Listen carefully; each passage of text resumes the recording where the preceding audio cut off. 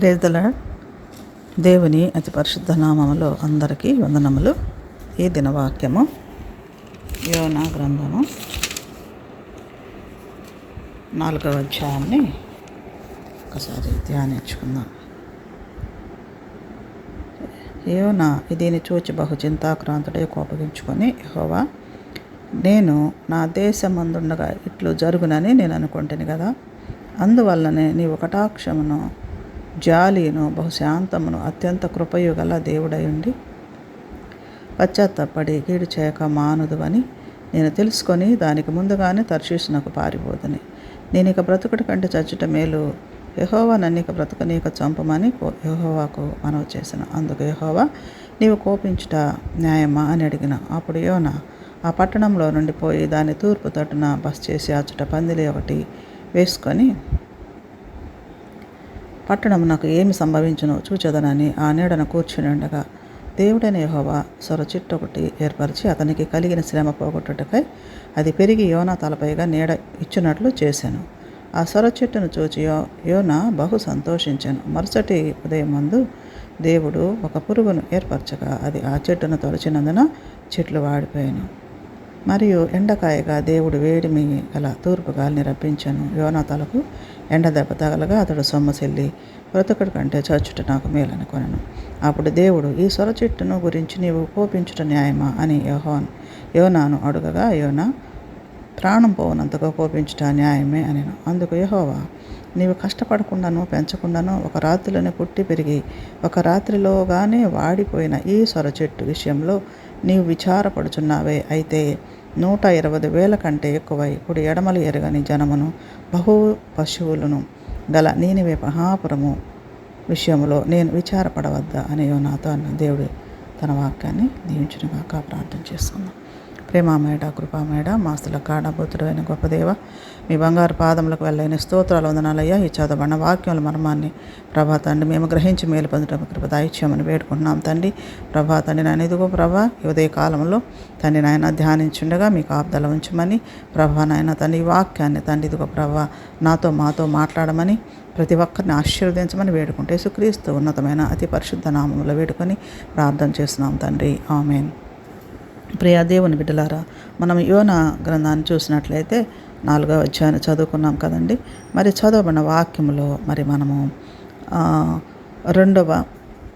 4వ అధ్యాయము 2వ వచనాన్ని మనము ఒకసారి ధ్యానించుకుందాం. మరలా, యెహోవా, నేను నా దేశం అందుండగా ఇట్లు జరుగునని నేను అనుకుంటుని కదా, అందువలననే నీవు కటాక్షమును జాలిను బహుశాంతమును అత్యంత కృపయు గల దేవుడువై ఉండి పశ్చాత్తాపడి కీడు చేయక మానుదువని నేను తెలుసుకొని దానికి ముందుగానే తర్షీషునకు పారిపోతుని. చూశారండి, దేవుని కృప దయ ఎంతగా మనకి ఈ వాక్యంలో కనబడుతూ ఉన్నాయో మనం గమనించినట్లయితే నిజంగా దేవుడు ఎంత గొప్పవాడో చూడండి. నినివే పట్టణం ఎంత పాపంలో మగ్గిపోయి ఉన్నది, ఎంతో పాపంలో ఉన్నదండి. మరి అలాంటి పాపముల స్థితిలో ఉన్నటువంటి ఆ నినివే పట్టణం మరి పాడైపోవడానికి మరి పాడు చేయాలని దేవుడు మరి అనుకున్నాడు. కానీ వారు మళ్ళీ పశ్చాత్తాపడినందువల్ల మరి ఆ పట్టణాన్ని నాశనం చేయడానికి మరి ఒక యోనాని అక్కడికి పంపించినట్లుగా మనము చూస్తాము. అయితే యోనా వచ్చినటువంటి కారణం మళ్ళీ దేవుడు ఏం చేస్తాడంటే ఆ నినివే పట్టణస్థులు తెలుసుకొని పశ్చాత్తాపడినందువల్ల మళ్ళీ రక్షించాలని దేవుడు చూస్తున్నప్పుడు యోనా మరి ఈ మాటలు పలుకుతూ ఉన్నాడు అనమాట దేవుడితోటి. మరి చూడండి, దేవుడు ఎంత దయార్థ హృదయం కల్లవాడు. అవును కదండి. మరి దేవుని కృప దయ, దేవుడు మన తప్పులను వెంటనే మనం ఏదైనా తప్పు చేస్తే వెంటనే శిక్ష అనేది మనకి రాదండి. ఎందుకంటే దేవుడు ఉపేక్షించేవాడు, మనకి సమయాన్ని ఇచ్చే దేవుడు. మనల్ని మార్చుకోవడానికే దేవుడు చూస్తాడు కానీ అవకాశం ఇస్తాడు. కానీ మనము నాశనం అయిపోవాలనో శిక్షింపబడాలనే మన దేవుడు చూడ్డానండి. అయితే మనం కూడా దేవుడు మన ఏళ్ళైతే ఎలా ఉన్నాడో మనం కూడా ఇతరుల ఏళ్ళ అలా ఉండాలనేది, ఇతరుల ఏళ్ళ అలా కృప చూపాలని దేవుడు కోరుకుంటూ ఉన్నాడు అనమాట. ఆయన కోరుకుంటున్నాడు. అయితే ఆయన కోపానికి ఆలస్యం కూడా మనం తెలుసుకోవాలి. ఎందుకు మనుషులైతే మనుషులు ఏం చేస్తాము, వెంటనే ఎవరన్నా ఏదైనా అన్నా కూడా మనం వెంటనే రియాక్ట్ అవుతాం అనమాట, కోపడతాము. అంటే మనకి ఓర్పు అంతగా ఉండదు, అంతగా మనము వచ్చుకునే స్థితిలో ఉండము. ఎదుటి వాళ్ళే మాట అనగానే మనం కూడా ఇంకా ఒకటో రెండో అనేస్తాం అన్నమాట. ఆ కోపాన్ని అలాగ మనం తీర్చుకుంటాము, ఓర్పు లేకుండా ఉంటాం. కానీ దేవుడు సహనంతో ఉంటాడు. మన జీవితంలో సహనాన్ని పెంచడానికి మనం ఏం చేయాలంటే దేవుని లక్షణాలను మనము తీసుకోవాలన్నమాట. దేవుడు ఎలాగైతే ఉన్నాడో ఆ లక్షణాలు మనం కూడా దేవునిలో ఉన్నట్టయితే మనం కూడా తీసుకోగలము. అలాగే ఆయనకి మహాకరుణ ఉందండి మన మీద కదా. ఎంత కరుణ అంటే, ఎంత ప్రేమిస్తాడు అంటే, ఆయన ప్రేమకి పరిమితే లేదనమాట కదా. సిలువలో మన కోసం మరి మరణం పొందాడంటే మరి ఆయన ప్రేమకి పరిమితి ఎక్కడ ఉందండి? ఎంత ప్రేమ మన మీద ఉందో మనం గుర్తించలేకపోతున్నామే. మరి నినివే ప్రజలు కూడా పశ్చాత్తాపడ్డప్పుడు ఆయన ఏం చేశాడు? క్షమించాడు కదా. మరి అంత ప్రేమ అంటే మనల్ని ఏదైనా చేసేయాలి అనే మనస్తత్వం దేవుడిది కాదండి.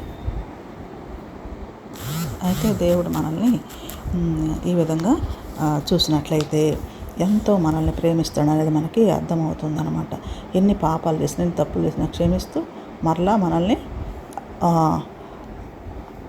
అలాంటి తప్పు ఇంకా మళ్ళీ చేయకూడదు అనేది దేవుని యొక్క ఉద్దేశం అన్నమాట. అయితే యోనా హృదయం ఎలాంటిది, దేవుని హృదయం ఎలాంటిది మనం ఒక్కసారి చూసుకున్నట్లయితే, యోనా హృదయము కోపంతో ఉన్నాడు కదా. యోనాని అక్కడికి మరి పిలిపించి మళ్ళీ నినివే పట్టణాన్ని నాశనం చేయకుండా, మరి నేను వచ్చిన పని వృధా అయిపోయింది కదా, నేను ఎంతో దూరం నుంచి ఇక్కడికి వచ్చాను, నా పని కాలేదు, మరి దేవుడు నన్ను ఎందుకు పిలిపించినట్టు, నేను వెనక్కి వెళ్ళిపోయేవాడిని మళ్ళీ పిలిపించాడు అని ఆ కోపంతో ఉన్నాడు. కానీ అయితే ఎందుకంటే శత్రువులకి కూడా మరి శత్రువులను కూడా క్షమించేది ఎవరంటే దేవుడు కదండి. మరి దేవుడు క్షమించాడు. మరి మనలో ఉన్న స్వార్థం, మనకు కూడా స్వార్థం ఉంటుంది.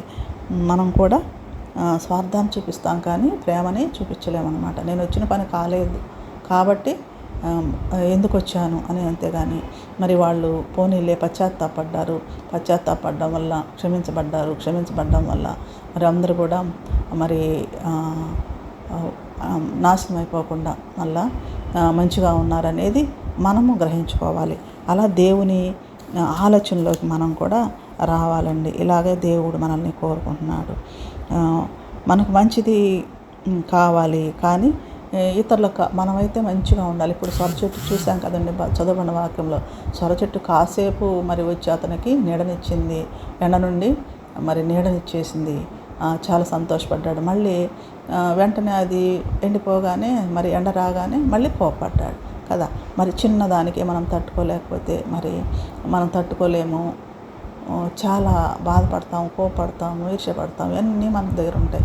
కానీ దేవుడు అలా కాదండి, ఆలోచించే దేవుడు, మన కోసం ఆయన ప్రాణాన్ని ఇచ్చే దేవుడు, మనల్ని ఎంతో ప్రేమించే దేవుడు, మనల్ని క్షమించే దేవుడు, ఎన్ని తప్పులు చేసినా కూడా క్షమించి ఓర్చుకునే దేవుడు, మారు మనసు కలగాలని ఎదురు చూసే దేవుడు అనమాట. మరి అలాంటి దేవుడిని కలిగి ఉంటాం ఎంతైనా మన అదృష్టం కదండి.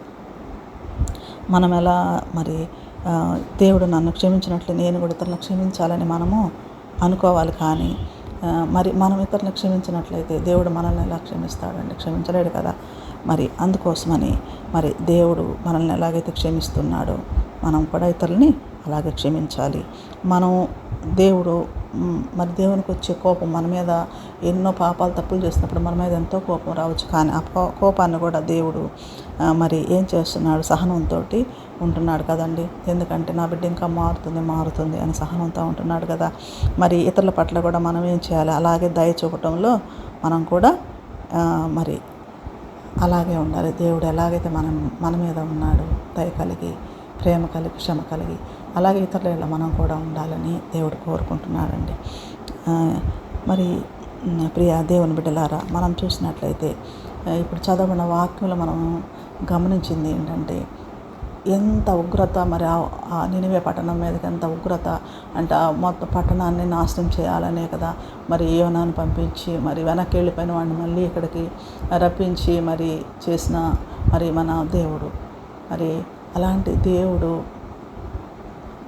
మరి ఈ విధంగా మరి వాళ్ళని క్షమించి, అంత పాపులైనా కూడా వాళ్ళని క్షమించి, వాళ్ళు పశ్చాత్తాపడిన తోడనే వాళ్ళని క్షమించి వారికి మళ్ళీ మంచి జీవితాన్ని ఇచ్చినట్టుగా చూస్తాం. మనము లాస్ట్లో ఒకసారి చదువుకున్నట్లయితే, అయితే 120,000 కంటే ఎక్కువై కుడి ఎడమలు ఎరుగని జనమును పశువులు గల నీనివే మహాపురం విషయంలో నేను విచారపడవద్దా కదండి. అంతమందిని నేను నాశనం చేయాలంటే నేను ఆలోచించొద్దా?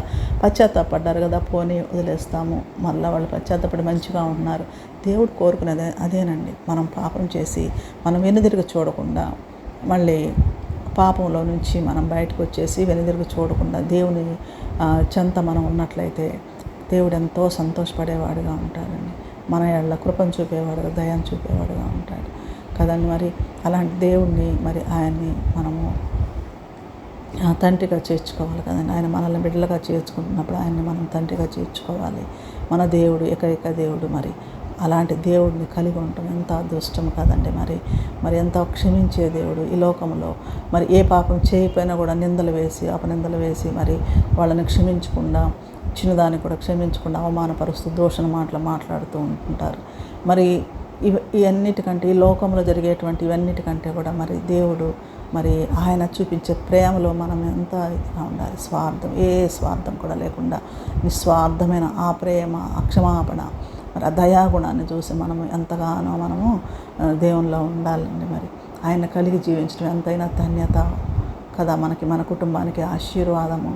మరి ఆయన మన ఏళ్ళ చేసేటువంటి ఎన్నో మరి ఇలాంటి రక్షణ మనల్ని రక్షిస్తూ ఎల్లవేళలా కూడా ఆయన రెక్కల చాటం వల్ల భద్రపరుస్తూ రక్షిస్తూ ఉన్న దేవుడిని కలిగి ఉంటే ఎంతైనా అదృష్టం కదండి.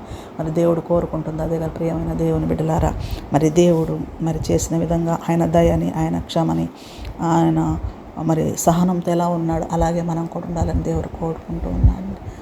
దేవుడి వాక్యాన్ని దీవించునుగాక. ప్రార్థన చేసుకుందాం. ప్రేమామయుడ, కృపామయుడ, మా స్థుతులకు కారణభూతుడైన గొప్ప దేవ, మీ బంగారు పాదములకు వెళ్ళలేని స్తోత్రాలు వందనాలయ్యా. మరి చదవబడిన వాక్యంలోని మర్మాన తండ్రి మేమంతా గ్రహించి మేలు పొందుట మీ కృప దయచేయండి. నాతో మాట్లాడిన గొప్ప దేవుడవు నాయన, స్తోత్రాలయ్యా. మరి ఆన్లైన్లో వినేటువంటి ప్రతి బిడ్డని ఆశీర్వదించండి. ప్రతి బిడ్డకు ప్రభా తండ్రి నాయన మీ ప్రేమను కలిగి, మీ దయను కలిగి తండ్రి, మీ సహనాన్ని కలిగి బిడ్డలు జీవించటకు, ఆశీర్వదింపబట్టకు, కుటుంబాలన్నీ కూడా ఆశీర్వదింపబట్టకు నాయన ప్రతి ఒక్కరికి తోడుగా నడిపించమని వేడుకుంటూ యేసుక్రీస్తు ఉన్నతమైన అతి పరిశుద్ధ నామంలో వేడుకొని ప్రార్థన చేస్తున్నాం తండ్రి. ఆమేన్.